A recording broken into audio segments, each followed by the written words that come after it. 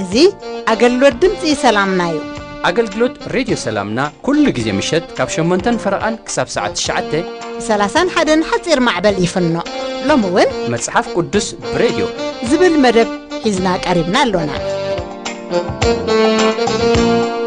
أمتشون أبزي متشون بتاخوينكم دم سلامنا نمكتتال بحررتات تصابينا زلكم كلكم سمعتنا سلام أملاخ يبزحلكم دابلنا نابزنا يسولوس مصحف قدس براديو زبل مدبنا بحقوسنا سجاجركم نلومي دحر مزمور حونا قلقالي ابن إزر أفتات مصحف قدس زبل شاد شايك فالحزو تقريبوا له أزيغا عابيغا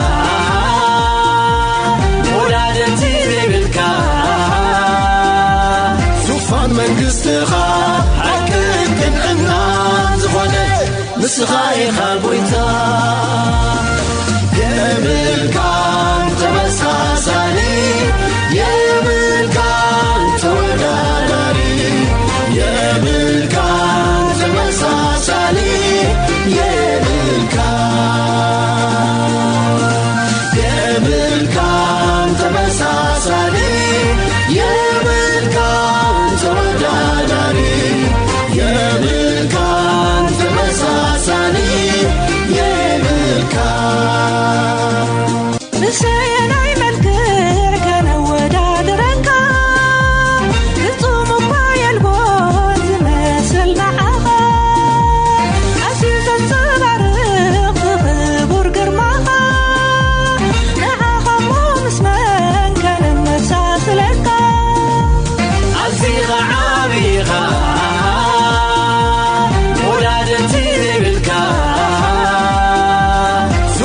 من قصتها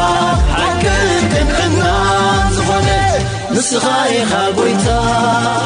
سلام نعخاتكم يخون أفتفلالي بوتاخونكم مدباتنا أمك تتالي تركبو خبرات سماعتنا نو خمت مقصلتا نايتز حالة فزرعنا يو سنة أفتفاتات حمد صحف قدوس أفتي سواسواون تاريخاون سنة صحفاون زبلنا يزرعنا يموني أبوخنا حطوم زقبعنا قالاتن حمس حرقاتن حتبو صحفاتن أتحاحجنا لناي بحلن كناتات نايتهز حبرة السبن تاريخاوي عودة صحفاتون تي بوليتيكاو بحلاوي هايموناتاوي كونتات نايت صحفن كانت إنا علنا إلنا بزحلفة كفال رئينا ينيرنا نلوم عنت طابقات إلنا بزعباتي مسارتاوي حطوتات زملكت نايتي كن ترجمو دلينا زلنا مسارتاوي زخونو حطوتات علون مسارتاوي زخونو حطوتات بمحتات نتمت صحف قدوس تخكلنيا ترجمن حسابا كنركبنا خلينا الذي هذا تنابلنا بقدم تختل كا كنري أمينا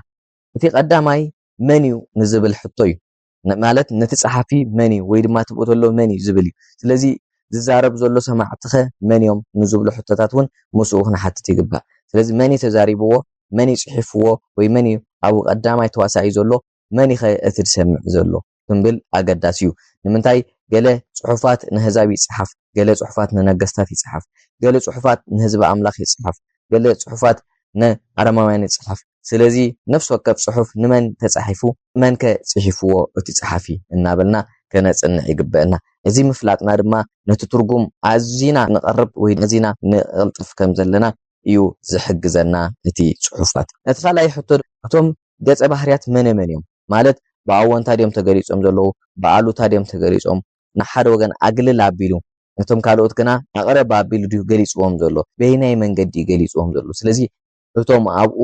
ተዋሲኦም ዘሎ ወይ እቶም ኣብኡ ቀሪቦም ዘሎ ገጸ ባህርያት እንታይ ብኸመይን እዩ መልክዕ ገይርዎም ዘሎ ብዝነቅፍ መንገዲ ድዩ ብዘተባብዕ መንገዲ ወይሲ ንሓደ ወገን ኣግልል ኣቢሉ ነቲ ሓደ ወገን ከዓ ብግሉሕ ወይ ድማ ብንጹህ ገይሩ ኣቕሪብዎም ኣሎ ክንርዳእ የድልየና እቲ ሳልሳይ ኣብታ ደብዳቤ ንመን ይገልጹ ኣሎ እቲ ደራሲ ብዛዕባ መን ይዛረብ ኣሎ ስለዚ ኣብታ ደብዳቤ መን ተገሊጾም ኣለዉ እቲ ደራሲ ብዛዕባ መን እዩ ንኣብነት ብዛዕባ ክርስቶስ ድዩ ብዛዕባ ደቀ መዛሙርቲ ድዩ ወይስ ብዛዕባ ህዝቢ ኣምላኽ እዩ ወይ ህዝቢ እስራኤል ድዩ ወይስ ብዛዕባ መን እዩ ዝዛረብ ዘሎ ኢልና ብንጹር ክንሕስብ ወይ ድማኒ ከነንብብ ክንሪኦን ክንፍትሾን ኣለና ሓደ ግዜ ጽሑፋት ዓዋዊሽና ነትርጉም ኢና ሽዑ ነዚ ዘመን እዚ ዘሎ ኣምፂና ድማኒ እዚ መልእኽቲ እዩ እዚ ሓሳብ እዩ እዚ መግለጺ ኢልና ከዓኒ ንሰባት ነቕርበሎም ኢና ስለዚ ናብቲ ሽዑ ዘመን ንመን ብኸመይን ተጻሒፉ ኣጽኒዕና ኣብዚ ሕጂ ዘመን ከመይ ጌርና ረኺብና ንጥቅመሉ ኢና ዘገድሰና ራብዓይ ንሳቶም ዝብሉ ሓሳባት ከመይ ምዃኖም ክንርዳእ ይግብ ስለዚ ንሳ ንሱ እንተኮይኖም ንሰባት ወይ ድማኒ ንሓደ ንንጽላት ገይሩ ይዛረብ ምህላው ተረድአና ይግባእ ካልእ እውን በስማቶም ይጽውዖም እዩ ንኣብነት ፈሪሳውያን ንብል እስራኤላውያን ወይ ድማ ህዝቢ ኣሕዛብ ማዕባውያን ሓጥእ ጻድቕ ድኻ ጋሻ እናበለ መጽሓፍ ቅዱስ ብብዙሕ ነገር ይገልጾም እዮም እዚኦም ኩሎም ኣብ ትሕቲ መን ኣለዉ ተይልና መን እዩ ንዝብል ሕቶ እዚኦም ኩሎም ክሕተቱ ይግባእ ስለዚ መን እዩ ሰማዒ መን እዩ ሰባኺ እቶም ገጸ ባህርያት እቲ ደብዳቤ እንታይ ይዛረብ ዘሎ እቲ ንሳቶም ተገሊጾምሉ ዘለዉ ማንነት ከ እንታይ እዩ ዝብሉ ሓሳባት ክንርኢ ይግባእ እቲ ካልኣይ ዝዓበየ እንሪኦ መዓስ ዝብል እዩ እዚ ንግዜ ዝምልከት እዩ ንግዜን ዘመንን እዩ እዚ መዓስ እዩ ኣበይ ክኸውን ይኽእል ንዝብል ሕቶ ክንምልስ ኣለና ብቐዳምነት እቲ ብድሕሪኡ እንምልሶ ሕቶ ድማኒ እቲ ፍጻሜታት እዚ ኣብ መጽሓፍ ቅዱስ ዝርከብ ካልእ ፍጻሜታት ብዝምልከት መዓስ እዩ ኣጋጢሙ ነይሩ መዓስ እዩ ወይ ድማ ድሕሪ መዓስ እዩ ቅድሚ መዓስ እዩ ኣበይ ናይ ግዜ እዩ ንዝብሉ ሕቶታት ኩሎም እዚኦም ክንምልስ ይግባአና ንምንታይ ትክክለኛ ትርጉም ስለዝህቡ መብዛሕትኡ ግዜ ናይ ብሉይ ኪዳን ጽሑፋት ይኹን ኣብ መጽሓፍ ቅዱሳትና ዘለዉ እንድሕርየናዮም በታ ንጉስ ዑዝያ ዝመተላ በታ ንጉስ ዳርዮስ ዝወፀላ በታ ንጉስ ክርስቶ ከምዚ ዝኾነላ እናበለ ይገልጽ ስለዚ መዓስ እዩ ነይሩ እቲ ዘመን ኢልና ድማ ድሕረ ባይታ ናይቲ ንጉስ ወይ ድማ ናይቲ ዘመን ክንደልን ክንረጋግጽን ይግባአና ስለዚ እቲ ዘመናት ምፍላጥ ነቲ ትርጓሜ ዝያዳ ክበርህ ይኽእል ንኣብነት እስራኤል ተማሪኻ ከላዲ ወይ እስራኤል ኣብ ሃገር ከላድያ እስራኤል ኣበይ ከላያ ንዝብሉ ሕቶታት ከዓ መልሲ ንረክብ ስለዚ እዚ ኩሉ ንናይ ከብርህልና ይኽእል እዩ ነቲ መልሲ ዝሰኣነ ሓሳባት ክንረኽቦ ንኽእል ኢና እቲ ሳልሳይ ዝዓበየ ኣርእስቲ ናታይ እንታይ ዝብል እዩ እቲ ክፍሊ ብዛዕባ ፍጻሜታት ድዩ ወይሲ ሓሳባት እዩ ኣብኡ ኣቕሪቡ ዘሎ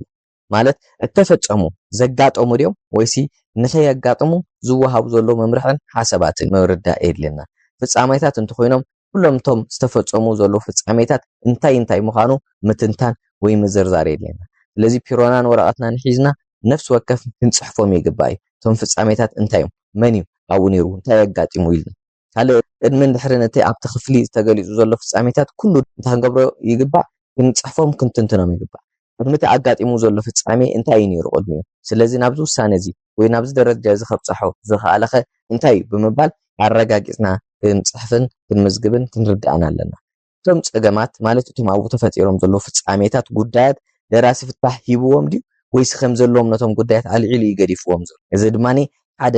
ነገር ከምጻልና ይኽእል እቲ ካልእ እዚ እቲ ንሱ ናይቲ ፍጻሜ በዓል ቤት መን እዩ ኣብቲ ጉዳይ ዘሎ መሶር ድዩ ፈሪሳውያን ድዮም እስራኤላውያን ድዮም ህዝቢ ኣምላኽ ድዩ ወይ ቤተክርስትያን ድዮም ካህናት ድዮም ግብፃውያን ድዮም ወይ መን እዮም ኢልና መን እቲ ቀንዲ ፍጻሜ በዓል ቤት ኮይኑ ዘሎ ድማ ምርዳእ የድልየና ነቲ ትርጉም ክንረክብ ምእንቲ እቲ ራብዓይ ዝዓበየ ስለምንታይ ዝብል እዩ እዚ ደራሲ ንምንታይ ጽሒፍዎ እዚ ፍሉይ ዝርዝር እዚ ኪብካ ትመርጽን ወይ ክትጠራንፉን ኣለካ ስለምንታይ ዝብሉ ሕቶ ሓቲትካ ከተቕርብ ኣለካ ስለምንታይ ደራሲ ነዚ ነገር እዚ ኣብ ክፍሊ እዚ ቦታን ኣቐሚጥዎ ንምንታይ ክገልጾ ደልዩ ንምንታይ ከውጽኦ ደልዩ ኢልና ስለምንታይ ዝብሉ ሕቶታት ክንሓትት ኣለና ነቲ መጽሓፍ እናንበብን እቲ ጽሑፍ ብቐደም ተኸተል መሰናዲእዎ ኣሎ ዶ ወይስ ፋሕ ኣቢሉ ይጽሕፍዎ ዘሎ ኢልና እውን ንዑ ክንሪኦ ኣለና እዞም ሕቶታት እዚኣቶም ኩሎም ግዜ መዝህቡ ኣይኮኑን ዝርዝር ኣብ ጥቕስታት ክንዕዘብ ዝድርኹና እዮም እዚ ድማ ዕላማ ናይቲ ደራሲ ኣብ ጽሑፍን ዝሓስቦ ትርጉምን ሓበሬታን ክንእክብ ግን የኽእሉን እዞም ኩሎም ክንብሎም ፀናሕና ሓሳባት ትርጉም ቀጥታዊ ትርጉም ይህቡና ማለት ዘይኮነሲ ሓደ ትርጉምን ጽቡቕ ትርጉምን ጽቡቕ ኣፈታትሓን ምእንቲ ክንረክብ እንታይ እዮም ዝገብሩና ዘለዉ እዞም ሕቶታት እዚኦም ሓቲትና ዝሓሸ መልሲ ንክንረክብ ይገብሩና እዮም ዘለዉ እቲ ሓሙሻይ ከመይ ጌርካ ነገራት ናብ መፈጸምታ ተብጽሖም ከዓ ኣሎ ነገራት ብኸመይ ከም ዝተፈጸሙን ዝፍጸሙሉ ዘሎ ኣገባብ ከ ብኸመይ መልክዖም ዝፍጸሙ ዘለዉ ዝብል ሕቶታት ክንሓትት ኣለና ማለት ብምዕዛብ ነቲ ሰዋሱ ወይ ድማ ነቲ ስነ ጽሑፋዊ ኣገባብ ኣቃውምኡ ቁልፊ ነገራቱ ምእካብ ኣገዳሲ እዩ ነቲ ጽሑፍ ቀንዲ ዝዛረቦ ዘሎ ቀንዲ ዝደግሞ ዘሎ ንኣብነት ሓደ ግዜ ኣብ መጽሓፍ ቅዱስና ቀንዲ ሓሳባት ክነውፅእ እንድሕር ክኢልና ዝያዳ ናይቲ ጽሑፍ ሓበሬታ ወይ ትምህርቲ ክንርድኦ የኽእለና ንኣብነት በተደጋጋሚ ሐዋርያ ጳውሎስ ንሰብ ቆሮንጦስ ኣብ ዝገለጾ ጽሑፍ ምዕራፍ 12 እንድሕር ከይድና ርኢናዮ ብዙሕ ግዜ ቡ ሓደ መንፈስ ንዝተፈላለዩ ውህበታት በብክስታዩ እናበለ ስለዚ ጎይታ ኢየሱስ ክርስቶስ ብዛዕባ እንታይ ይዛረብ ደሊል ብዛዕባ ውህበታት እዩ ክዛረብ ደሊል ኣብ ምዕራፍ 13 ተኸይድና ድማኒ ብዛዕባ ፍቕሪ ዝብል ስለዝኾነ ኣብ መጀመርታ ክሳብ መወዳእታ ፍቕሪ ገይሩ ኣምፂዎ ኣሎ ኣብ 14 ነቶም ውህበታት በገባብ ክኾኑ ከም ዘለዎም أو دقاقيمون تيقبرم كل باب مسعو كل باب بقبابو كل باب قدم تختل النابلة يقربلنا يزاربلنا سلازي نتبقوا تدقاقيمون زلو صحفات نتهم كندا حسابات تبره لنا يخليهم سلازي قل في آلات مركب أقداسي خو هذا توسخي أو ما سواسو كأمعزة نعبنت تأرستي عند قصتات أو تقريبهم زلو تناتهم قديات صححفان تنعزب يدلنا هذا حركات معزب يدلي انت عينة حرك كم زلو عوفتي الصحف كنرد علنا مال قالون أتي مجلس أنت أيو تجلس زلو رؤيته دي هو زلو تصحفاي ويس قريتها يقريب زلو زيوم زمسلو حتتات كا كن أقرب يجبنا قال ملتي تقبل دي تعو تجلس زلو نت ويس حطو تراي حتيتو ويس نقيفو تراي ميعيدو تراي ويس قسيسو تراي ويس ملسن حطون زلو عينة صحفاتي تعو تصحف زلو إنها تنعزب يخل سقاب حجي ترجم هاي كنا نقبر زلنا حبريتها جن نكبالنا أما جرش زون كلهم حبريتها أكيبنا بقون وهلولن حبون ملسقاني كن ملس يسألنا سلزي تعو تصحف زلو هم يجرم يلا ما مدوه كم يجرم يحزوه كم يجرم يززوه لو تم سبعة ما كن ردع عدلا يخون لذي زي إتي سوا زملكتن نخال أصحف زملكتن إننا نخيد لنا دينما سنة صحفاوي بهاريات زملكت أنتايو أنتيلنا تخفلي أنت عينة سنة صحفة وقدلهم سنة صحف مالت بزر عينة صحافة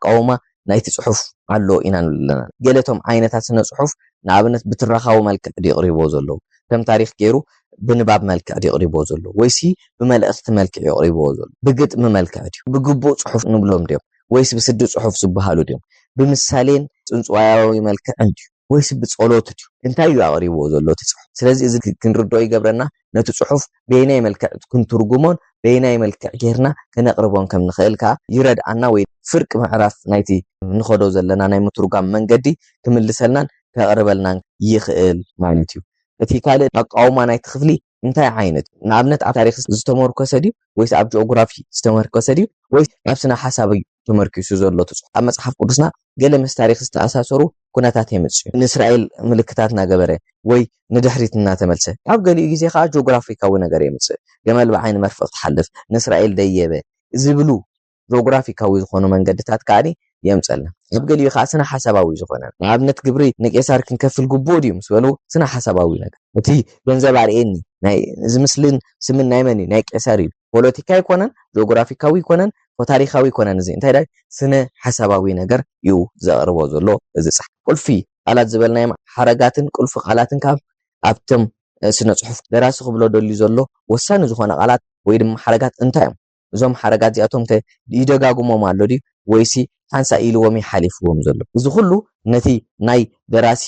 ሓሳብ ክንርዳእን ክንነፈልናን ወይ ክትሓዘልናን ይገብር ኣሎ ነቲ ጽሑፍ ንኽንምልስ ስለዚ ደራሲ ሓሳቡ ምልክታት ክንዕዘብ ይግበአና ኢና ንብል ዘለና እቲ ደራሲ ዝብሎ ዘሎ ሓሳባት እንድሕር ተዓዚብናን ነቲ ኩሉ ጥርኑፍ ናይቲ ሓሳብ እንድሕር ክርዳእና ክኢሉ ነቲ ትርጉም ዝያዳ አብሪህናይን ከነቅርቦ ንኽእል ብቑዓት ንኸውን ኣለና ስለዚ እዞም ኩሎም ክንብሎም ዝወዓልና ወይ ዝጸናሕና ትርጉማት ፍቶታት ኩሎም ክንሓትትን ኪብና ናብ ፍጻሜ ክነብጽሖም ምስቶም ብድሕሪኦም ዘለውን ብቕድሚኦም ዘለውን ከነተኣሳስር ይግባአና እዩ ባር ንሎማዓንቲ ኣብዚ ክንውዲእና ናብቲ ዝቕጽል ግን ናይቲ ደራሲ ሓሳብ ምልክታትን ተዓዘብ ዝብሉ ሓሳባት ከኣኒ ምስኡ ልክዕ ምዝዓት ተኣሳሲርና ክንሪኦ ክንፍትን ኢና እግዚአብሔር ተመስገነ ይሁን ስዳዕ ዝመጽእ ሰሙን ሰሰናይን ኩልና ሰላም ቅነ ንስኻ ሓቂኻ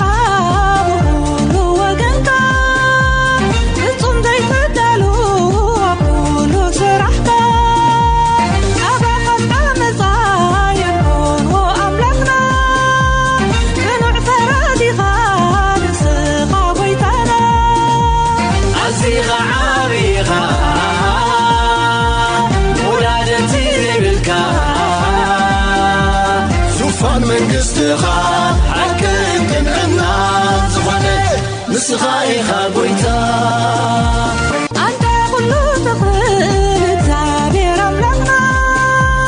ክብርኻ ዓብን ግሩም እዩ ንኣና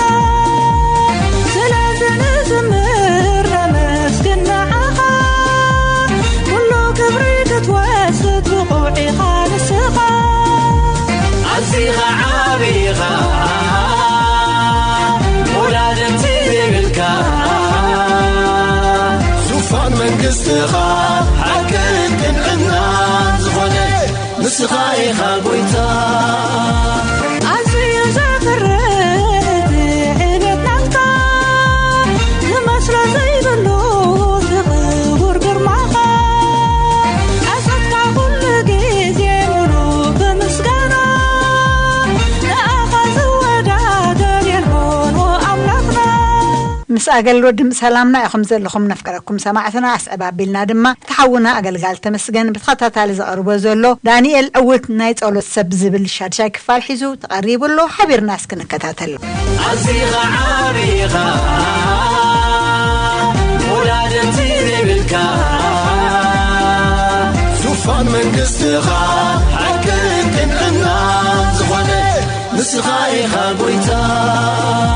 سلام نعهم يكون تكتاتلتي راديو سلامنا كمي اللهم بكل صبوق تحلو صلوت نايو تمسكن حكومه ابز حلفه غزي بزعبا دانيال عوت ناي صلوت سب صلوت نكي حدك ناب غدغوادانا بس كدر بزمرصنا املاك سب كاب دانيال بزعبا صلوت انتاينا نمهار زبل نرلنا مالتي لوم دما نريو حاموشاي نطبي دانيال صلوت نكبها غوي نخسمع زغبرو تفتاون كخاون زغبرو انتاين تدايلنا دانيال كله هيوتو تحتنا እግዚአብሔር زمل اسابينيو مصحف قدوس كزارب كلون እግዚአብሔር نتحوتات صقا يهبوم يبلنا ولاو نابت دانيال معرف 10 فقدي 10 تخلته كم زبل تقسي علو بلن دما دانيال كابتا لبخانا مستوعال زقنا حلا رسهاو نابقن ما عملا زتحت كالا قداميت معالت جميرن قالات كاتسمعينينمو اي تشبر منت زين قالات زين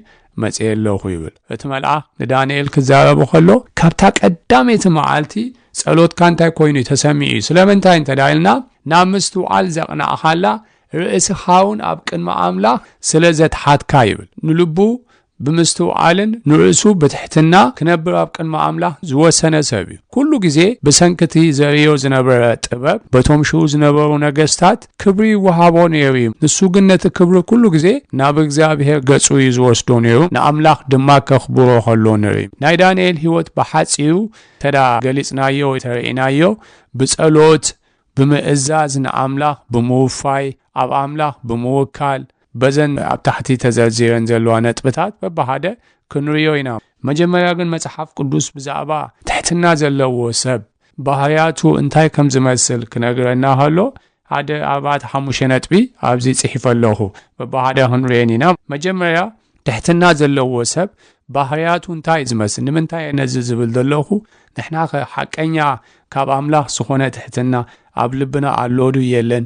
ንግረ መገድና ክንፈልጥ ቅድሚ ናይ ዳንኤል ትሕትና ብምንታይ ከም ተገልጸ ምፍላጥና ምርዓይና መንፈሳዊ ትሕትና ካብ አምላኽ ዘለዎ ሰብ ባህሪያቱ እንታይ መስል እንተዳሪና ቀዳማይ ስለ ካልኦት ሰባቱን ዝሐስብ እዩ ብስሰአ ስለ ገዛ ርእሱ ንዓይ ጣዕመን ዝብል ጥራይ ዘይኮነስ ንኻልኦት ሰባት ብምሕሳብ ንኻልኦት ሰባት ብምሕላይ ስለ ካልኦት ሰባት ቀዳምነት ዝህብ እዩ ስለዚ አገልግሎት ናይ ዝሰብ ባህሪያት ናይ ተሰብ ተዳሪና ካብ ገዛ ርእሱ ንኻልኦት ሰባት ተቀድም እዚ ሰብ እዚ ትትሑት ዝበሃል ካልኣይ ትሕትና ብምንታይ ይግለጽ እንተዳይልና ንአምላኽ ብምእዛዝን ብምግዛእን እዩ ቃል እግዚአብሔር ሰሚዑ ንቃል እግዚአብሔር ዝእዘዝ ሰብ ትሕትና ልብ ዘለዎ ሰብ እዩ ቃል እግዚአብሔር ሰሚዑ ከምቲ መጽሐፍ ቅዱስ ዝብሎ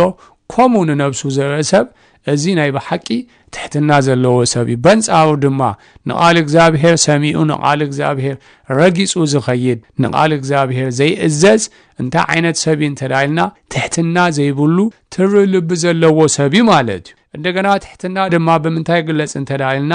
ብዝመሃር ልቢ እንተዳል ልብና ከመሃር ፈቃደኛ እንተዳ ሆይኑ ናይ ትሕትና መግለጽ እዩ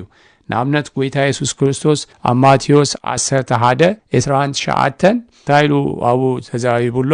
ለዋሂዩ ልበይት ሁቲዩ ካባይ ተማሃሩ ይሉናሉ ካብቲ ጌታ ኢየሱስ ክርስቶስ ካባይ ተማሃሩ ዝበሎ ሓደን ታይን ተዳልና ልበይን ታዩ ትሑቲዩ ካባይ እንታይ ግበሩ ተማሃሩ ሪኹም ኩሉ ጊዜ ካብ እግዚአብሔር ከመሃር ፈቃደኛ ልብ ዘለዎ ከበህዋቱ ከመሃር ፈቃደኛ ልብ ዘለዎ ጽኒሉ ዝሰምዕ ትሕትና ዘለዎ ሰብ ማለት በንጻውን ተዳአ ካብ እግዚአብሔር ከመሃር ከበህዋቱ ከመሃር ፈቃደኛ ዘይኮነ ኩሉ ዝፈልጥ ሙሉእ ፍልጠት ዘለዎ ኮይኑ ዝስምዖ ሰብ ተዳሃልዩ ሰብ እዚ ትሕትና ዘይብሉ ልቡ ተሪር ምዃኑ ይዘርእ ማለት ስለዚ ሓደ መግለጽ እንታይ ኩሉ ግዜ ካብ ኣምላኽ ክመሃር ዝመሃር ልብ ኣለዎ ማለት መጽሓፍ ቅዱስ ንትሑት ሰብ ብኸመይ ይገልጾ እንተዳልና ትሕትና ዘለዎ ሰብ ምሕረት ዝፈቱ ምሕረት ንምግባር ፈቃደኛ ዝኾነ ንምንታይ እንተዳልና ኣብ ቅድሚ ኣምላኽ ክንመላለስ ከለና ሰብ ኣብ ቅድሚ እግዚአብሔር ክወጽእ ካኣቱ ከሎ ብምሕረት ናይ እግዚአብሔር ይዝመላለስ ንኣብነት ዳዊት ኣብ 23 ኣብቲ መወዳእታ ሳህሉን ምሕረቱን ስዕባኔን እሞ ኣብ ቤት እግዚአብሔር እንታይ ክኸውን ንዘላለም ክነብር ይብል ማለት እንታይ ክስዕባኔን እሞ ሳህሉን ምሕረቱን ምሕረት እግዚአብሔር ስለ ዝስዕበና ናብ ቤት እግዚአብሔር ዘለና ኣብ ቅድሚ ኣምላኽ ንመላለስ እዚ ሰብ እዚ ስለ ዝፈልጥ እዚ ስለ ዘስተውዕል እቲ ትሑት ሰብ ንኻልኦት ድማ ምሕረት ክገብረሎም ኩሉ ግዜ ፈቃደኛ ማለት ስለዚ ልብና እንተዳ ንምሕረት ፈቃደኛ እንተዘይ ኮይኑ ናይ ትዕቢት ሽግር ኣብ ልብና ከም ዘሎ ይዘርእ ስለዚ ትሕትኑ ብምንታይ ይግለጽ ናይ ሓደ ናይ ኣምላኽ ሰብ ተዳኢልና ሉስሉስን ምሕረተኛ ልብን ተዳሃልይዎ እዚ ኣብ ቲቶስ 3:2 ኣብ ኤፌሶን 4:2 ክነንብብ ንኽእል ኢና ማለት ካልእ ትሑት ሰብ ስለ ገዛ ርእሱ ቁኑዕ ዝኾነ ብመንጽር ኣምላኽ እዩ ዝርኢ ማለት ተጋነነ ናይ ገዛ ርእሱ ስእሊ የብሉን ዝተሓተ ናይ ገዛ ርእሱ ስእሉን የብሉን ከምቲ እግዚአብሔር ዝርዮ ንነፍሱ ከምኡ ይዝርያ ከምቲ ቃል ኣምላኽ ዝብሎ ንገዛ ርእሱ ከምኡ ይዝርያ እግዚአብሔር ቅዱስኻን ተዳይልዎ ኣነ ቅዱስ ኢሉ ነፍሱ ይቕበል እግዚአብሔር ኃጢአተኛ ይሃ ተነሳህ ተዳይልዎ ኣነ ኃጢአተኛ ኢሉ ነቲ ቃል ተቀቢሉ ይንሳህ ይሁም ናይ እግዚአብሔር ሰብ ትሑት ሰብ ዝበሃል ንገዛ ርእሱ በቃል ኣምላኽ እንታይ ይገብር ማለት እዩ ይርአሞ ከምቲ ቃል እግዚአብሔር ዝብሎ ብኡ ገዛ ርእሱ የርኢ ንኻልኦት ሰባት ድማ በቃል ኣምላኽ ይዝርዮ እዚ ትሑት ሰብ ዝበሃል እምበር ዳንኤል ትሕትንኡ በዘናብዚ ታሕቲ ሕጂ ክጠቕሰን ዝጸናሕኩ ብኡ ዝተገልጸ እዩ ቀዳምነት ዳንኤል ኩሉ ግዜ ኣብ ዘጋጥሞ ዘበለ ነገር ኣብ ኣምላኽ ይዝውከል ነይሩ ንኣብነት ብዛዕባ ናይ መግቢ ፈተና ምስ መጾ ማለት እዩ ናይቲ ንጉስ መግቢ ብላ ናይቲ ንጉስ ወይኒ ስተ ምስ ተባሃለ ብኡ ንኸይረክስ ብልቡ ምስ ሓለነ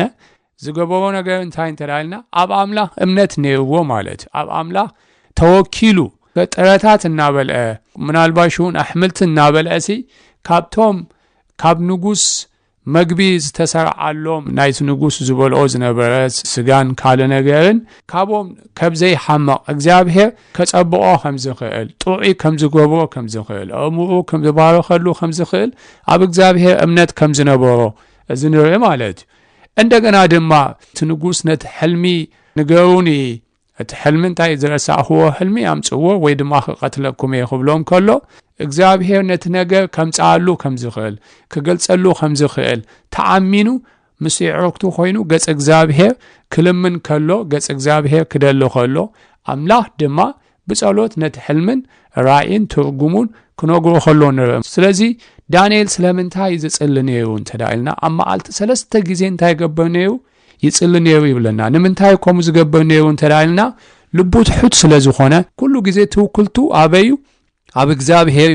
ሰብ ዝለባም እዩ ኣዝዩ መስተውዓሊ ሰብ እዩ ኣዝዩ ጥበበኛ ሰብ እዩ በቲ እዋነት ዝነበረ ኣዝዮም ሓያላት ምስትናቱ ጥበብ ክወዳደሩ ዘይክእሉ ሰብ እዩ ነገር ግን እሱ ኣብ ኣምላኽ ነይሩ ሙሉእ ብሙሉእ ኣብኡ ጽግዕተኛ ማለት ስለዚ ይኹም ዝጸሊ ሰብ ትሕትና ዘለዎ ሰብ እዩ ካብ ትሕትና ልቡና ሓቀቅ ኸይድ ከሎ ጸሎት ኣይፈትውን እዩ ምክንያቱ በገዛ ርእሱ ኩሉ ነገር ክገብር ዝኽእል ኮይኑ ስለ ዝስምዖ ነገር ግና ትሕትና ዘለዎ ሰብ ኣብ እግዚአብሔር ክውከል ለይትን መዓልትን ክጽሊ ዳንኤል ብምንታይ ትሕትኑ ተገሊጹ እንተዳኢልና ኣብ ኣምላኽ ብምውካል ንኣብነት ነቲ ሕልሚ ክትርጉም ከሎም ካልኣይ ድማ ጸሎትን ምስጋናን ኩሉ ግዜ ኣብ ህይወቱ ካብ ኣምላኽ ይልምን እግዚአብሔር ስለቲ ዝሓቦ ንኣምላኽ ኩሉ ግዜ የመስግን ነይሩ ማለት ናይ ምስጋና ህይወት ነይርዎ እንደገና ስለ ገዛ ርእሱ ከምኡን ስለ ህዝቡ ስለታ ደብሪ ቅድስቲ ቤት ኣምላኽ ይጽሊ ነይሩ እዚ እንታይ ዘርኢ እንተዳኢልና ትሕትኑ ይዘርኢ እንደገና ኣክብሮት ዝመልኦ ሰብ ነይሩ ነቶም ሓለፍቱ በኽብሮት ዝጥምቶም ነይሩ ነቶም መሳርሕቱ በኽብሮት ዝጥምቶም ነይሩ ዋላ ነቲ ንጉስ ዳንኤል ሲ በቃ ኣብ መጽሓፍ ቅዱስ ክንርኢ ከለና أزي زبهات زرع أزخونه يخون نجار أينوري اللونينا مالت كمز حماق حاتيات ويودكت أينوري اللونينا برج سبيو مولو بمولو كاب حاتيات ترحق سبيو كنبل كوانت ذيكالنا ولا نسو جزار سون سلا حاتيات هي سلا زبل كوميلو يتسل سلا زنبرا سلا نر دانيال جن بعين سب زرع ولا نتهم مسارحتكو اتيوم سبسلطانات ندانيال بخلو كراخبولو كم زي كعالو تحنتي سبب غيرهم تلفو زخولو بتاناي صلوت مس እግዚአብሔር ዝነበሮ ህይወት ከም ዝነበረ ወላ ተቃል አምላክ ይነግረናይ ማለት ስለዚህ እህዋተይ ዳንኤል ከምዚ አይነት ሰብ ስለዝነበረ ጸጋ አምላክ ክበዝሃሉ ኸሎ ሞገስ እግዚአብሔር ክበዝሃሉ ኸሎ ጸሎቱ ድማ በቅድሚ እግዚአብሔር ተፈታውን ቁልጡፍ መድስን ክኸውን ኸሎ ነይ ንብርሃን ከም ልብሲ ለቢስካዮ ለስኻ ሰማያት ከም መጋረጃ ዘርጊሕካዮ ባዕልኻ ግርማን ክብርን ለቢስካ ክብር ኣብ ዙፋንካ ወእግዚአብሔር ኣምላኽና ኣዚኻ ዓብኢኻ ኣዚኻ ዓብኢኻ ሙላደቲ ዘይብልካ ዙፋን መንግስትኻ ሓቅን ቅንዕናን ዝኾነ ንስኻ ኢኻ ጎይታ ኣዚኻ ዓብኢኻ ሙላደቲ ዘይብልካ ዙፋን መንግስትኻ ሓቅን ቅንዕናን ዝኾነ ንስኻ ኢኻ ጎይታ የብልካን ተመሳሳሊ የብልካን ተወዳዳሪ የብልካን ተመሳሳሊ የብልካን ክቡራት ሰማዕትና አገልግሎት ድምጽ ሰላምና ኢኹም ክትከታተሉ ጸኒሕኩም በኢንተርኔት ንትከታተሉ ኣብ መርበብ ሓበሬታ www.salamna.org ትረኽቡና ከምኡውን ብፌስቡክን ብዩቲዩብን ኣብ ቮይስ ኦፍ ሰላምና ትረኽቡና ሕቶ ርእይቶ ወይ ከዓ ከተበርክትዎ እትደልዩ ሓበሬታ ምዝህልወኩም voiceofsalamna@yahoo.com ኢልኩም ስደዱልና ጽባሕ መንእሰይን ህይወቱን ዝብል መደብና ክትከታተሉ ብኽብሪ ንዕድመኩም እቲ ከማምሮም ዝበልጥ ሰላምና በክርስቶስ ኣብ ሓሳብና ኣብ ልብና ይግዛ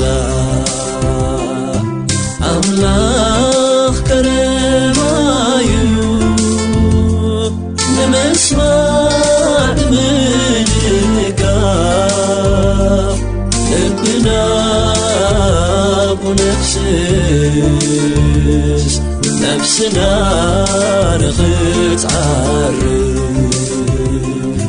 ወለዲ መርገም ሓዲግና ስለ ደቅና ናብ ጸሎት ንመለስ ሐዋርያ ጳውሎስ ኣብቲ ኣብ መወዳእታ ዘመን ክፉእ ዘመን ከም ዝመጽእ ጠንቂቕና ኣሎ ስለዚ ነቲ ኣብ መንጎናን ኣብ መንጎ ደቅናን ተፈጢሩ ዘሎ ናይ ዕድመ ጋግ ንኽንርድኦም ከይከኣለና ኣእዛናን ደገ ልብናን ከፊትና ንኽንሰምዖም ምእንቲ ስለ ገዛእ ርእስና ንኹሉ ንጸሊ ብሰንኪ ኣብ ኩሉ ኩርናዓት ህይወት ዘጋጥሞም ጸቕጢ ወጥሪ ፍርሂ ምሽቕራር ካብ ዘይደልይዎ ሓደገኛ ውሳኔታት ድሒኖም ቅርዑውን ጥዕን ንርሑቕ ዝዓለመ ህይወት ንኽመርሑ ንጸልየሎም ካብቲ ኣብ ልዕሊ መንእሰያት ተፈንዩ ዘሎ መንፈስ ናይ ርክሰት ዕብዳንን ግብረ ሰደማውነትን ካልእን ንኽዕቀቡ ነቲ ሓቀኛ መገዲ ኣምላኽ ክረኽብዎ ብዕረፍቲ ንኽመላለሱ ነቲ ኣብዛ ዓለም እዚኣ ዝገዝእ ዘሎ ክፉእ መንፈስ ብንጹር ኣለልዮም ካብ መርበቡ ሓራ ኮይኖም ነቲ ጽቡቕ ብምድላይ ህይወቶም ኣብ ትሕቲ መንፈስ ቅዱስን ቃል ኣምላኽን ንኸግዝኡ ንጸልየሎም ካብ ትዕቢትን ትምክሕትን ርሒቖም ንገዛእ ርእሶም ትሕት ብምባል ንገጽ ዓበይቲ ክፈርሁን ከኽብሩን ንጸልየሎም ደጋጊምና ንጸልየሎም بميزان سبات تمازينو سخبده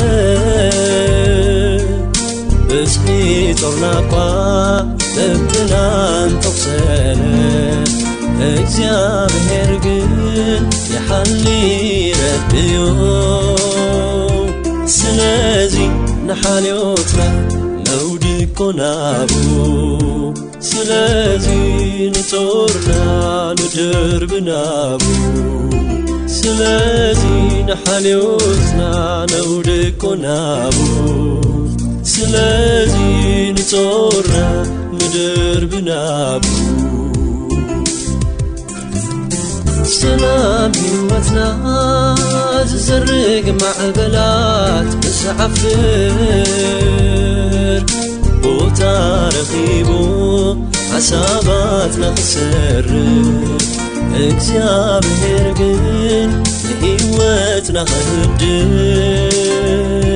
عبلقني معبلات بملقاتي سفر نتقعي بخوينو نمرجانا يفتن عبلقني معبلات بملقاتي ستر ما تقعي بخوينو نمرجانا يفتن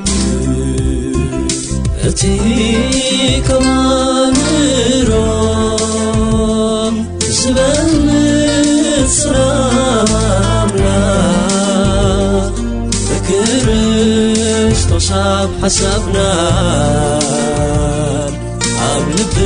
عبلبنا نكسا أملاخ كرمايو نمسمع دمجاف ابنا ونفسس نفسنا نخت عرب كرمي عندنا تقتره عبخرن أسفنا غير رئي لبنا كجفن اكزياب هرقن دعوني ونزل علم سلازي نخرنا قولي قبرو عطفتي يا قارنا مقدنا يرحبو سلازي نخرنا قولي قبرو عطفتي يا قارنا مقدنا